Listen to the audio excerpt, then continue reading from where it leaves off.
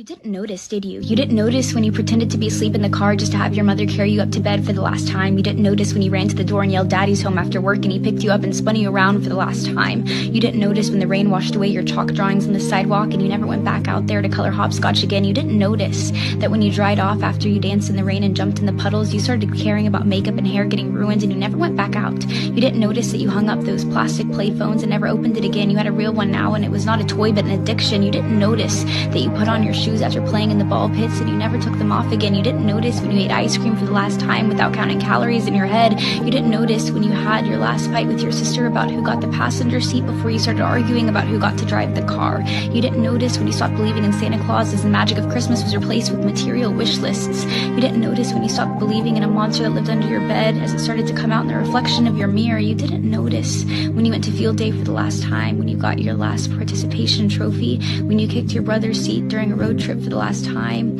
when you had your last play date with your Barbies, when you had your last Disney movie night with your family. You didn't notice that grandparents don't last forever. You didn't notice that your childhood cat wasn't eternal. You didn't notice your parents are growing up too. You didn't notice it, do you?